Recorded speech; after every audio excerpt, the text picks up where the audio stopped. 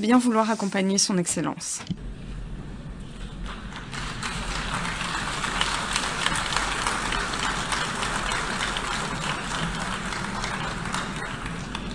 On behalf of the General Assembly, Au nom de l'Assemblée générale, j'ai l'honneur de souhaiter la bienvenue aux Nations unies à son Excellence Joseph Kabila Kabange, président de la République démocratique du Congo. Je l'invite à présent à prendre la parole devant l'Assemblée.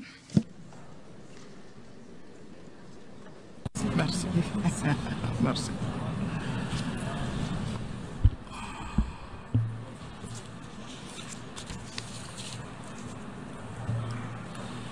Madame la Présidente, Monsieur le Secrétaire général, Excellences, Mesdames et Messieurs les chefs d'État et de gouvernement, Mesdames et Messieurs, comme plusieurs années auparavant, je me réjouis de prendre la parole du haut de cette tribune, d'abord pour rendre hommage à un digne fils du continent africain, M. Kofi Annan, qui vient de nous quitter il y a quelques semaines, après avoir marqué notre organisation d'un engagement exemplaire au service de la paix. Et je salue ensuite le leadership incontestable du secrétaire général Antonio Guterres dans la défense d'un multilatéralisme fort influencé par une ONU réformée. En même temps, j'adresse mes très vives et chaleureuses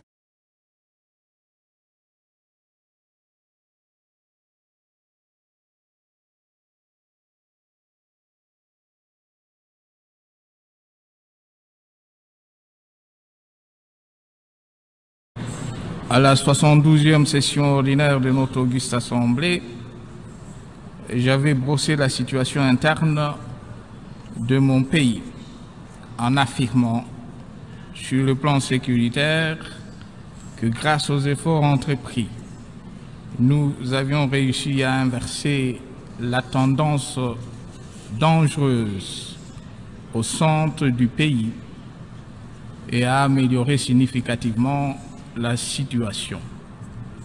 Pendant qu'au nord-est, les efforts méritoires fournis par les forces de défense et sécurité nous permettaient de contenir les attaques terroristes. Aujourd'hui, la paix se consolidait au centre du pays. En témoigne la réinsertion très avancée de familles qui avaient été forcées de se déplacer à l'intérieur du territoire national ou de s'exiler dans le pays limitrophe du fait de violences déplorées. Le défi de la sécurité reste cependant entier dans la région du Nord-Est à cause de la persistance des activités terroristes qui n'ont pas endeuillé seulement le territoire de Béni le 23 septembre dernier, mais aussi d'autres pays de la région. En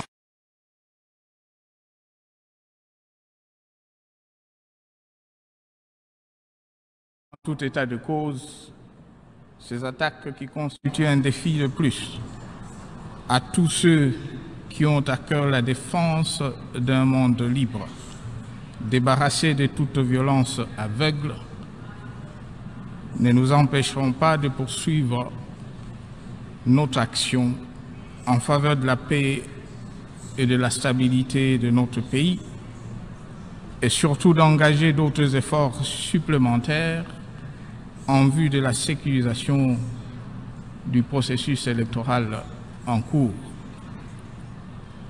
Madame la Présidente, au plan politique, en saluant les efforts fournis par toute la classe politique, traduits à travers un consensus global sur le processus électoral, avec pour objectif ultime l'organisation des élections, j'avais mentionné le progrès réalisé, notamment dans la constitution du fichier électoral et l'imminence de la publication du calendrier électoral. En dépit des défis énormes qui jonchent encore son parcours sur tout le plan, comme l'année passée, je réaffirme le caractère irréversible de la tenue des élections prévues à la fin de cette année. Ainsi, la situation politique de mon pays gagne en lisibilité.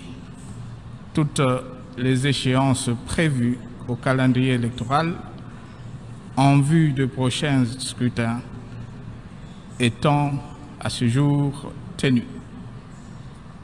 Tout sera mis en œuvre afin de garantir le caractère apaisé et crédible des scrutins, gage de la consolidation de la stabilité politique et économique dont la République démocratique du Congo a tant besoin pour son émergence. Madame la Présidente, faire de l'ONU une organisation pour tous, une force mondiale fondée sur des responsabilités partagées au service des sociétés pacifiques, équitables et durables.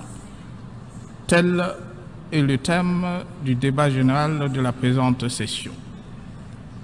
Cela suggère un regard sans concession sur notre organisation en invitant ainsi chaque État membre à valoriser sa contribution au bénéfice de la collectivité universelle et à protéger les valeurs qui font des Nations Unies le rempart de la solidarité, de la paix et du progrès partagé face aux profondes mutations survenues sur la scène internationale, marquées par l'émergence de nouveaux pôles de développement et l'apparition de nouvelles menaces, dont certaines ont des répercussions planétaires.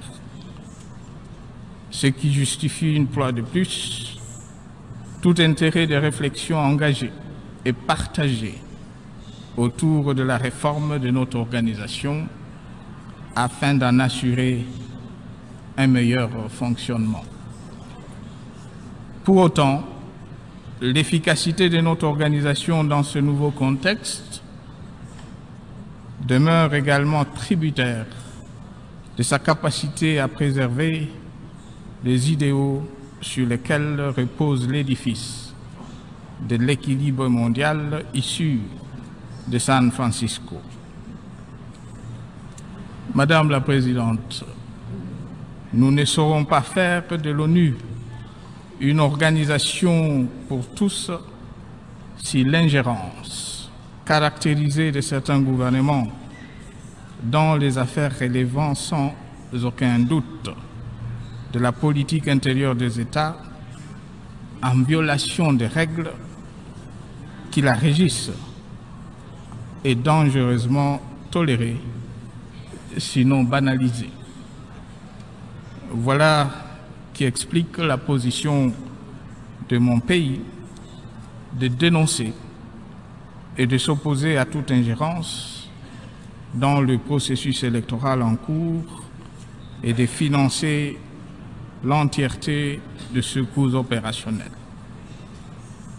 Par ailleurs, mon pays exige le retour aux fondamentaux en matière de démocratie et de droits de l'homme, un des sujets à la base de la diplomatie à géométrie variable, instrumentalisée à outrance par certains pour affaiblir sciemment des pays qui ont pourtant décidé de se tourner résolument vers le progrès.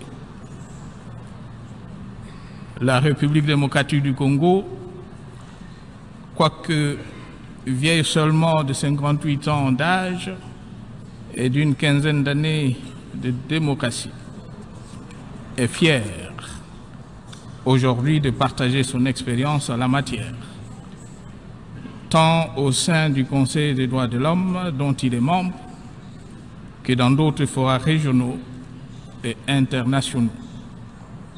Et ce, en toute humilité, mais sans complexe, ayant présent à l'esprit que le chemin à parcourir reste encore long.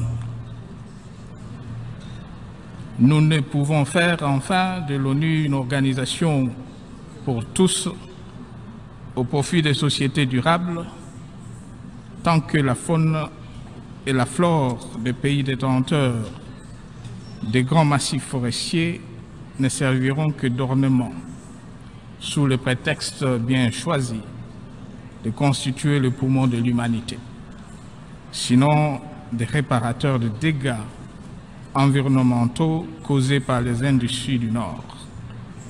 Si en même temps, aucune volonté réelle d'allouer des contreparties conséquentes à nos populations ne cristallise des engagements maintes fois souscrits, mais jamais tenus. Madame la Présidente, il y a près de 15 ans, le continent africain s'était exprimé d'une seule voix pour demander son entrée au Conseil de sécurité de l'ONU en qualité de membre permanent à l'issue d'une réforme de notre organisation. Compte tenu des changements multiformes constatés depuis de nombreuses années, au nom de l'équité, mise aujourd'hui en exergue dans le cadre de nos présentes assises, l'Afrique souhaite mieux faire entendre sa voix, en écho aux attentes de ces populations qui réclament davantage de représentativité au sein de cette organisation de portée universelle, dont l'essentiel de ses actions de maintien de la paix concerne le continent.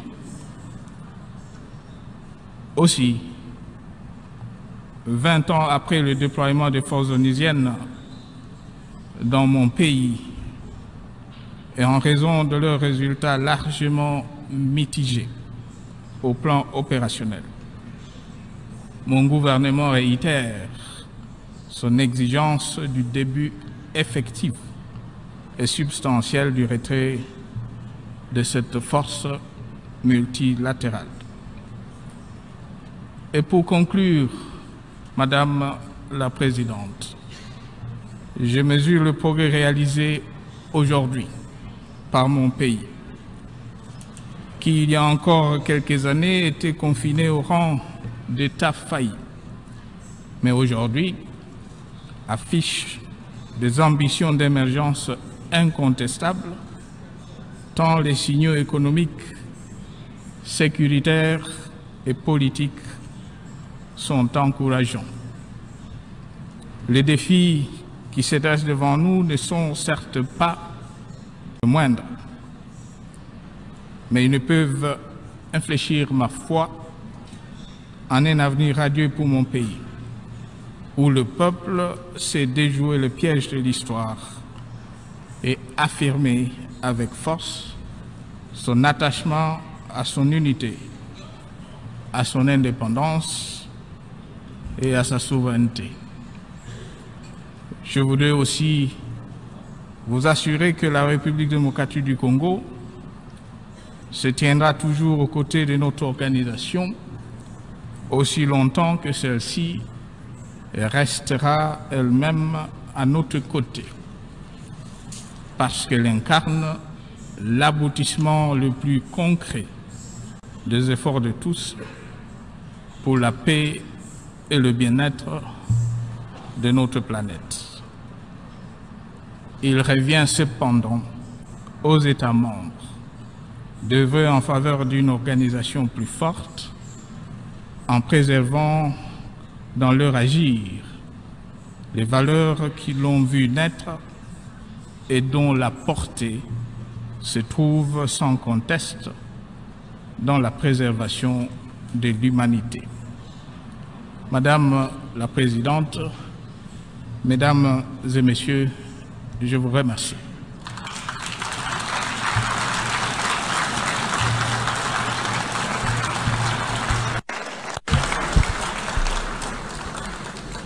On behalf of the Au nom de l'Assemblée générale, je tiens à remercier le président de la République démocratique du Congo de son allocution qu'il vient de prononcer. J'invite les représentants à rester assis alors que nous allons saluer le chef d'État.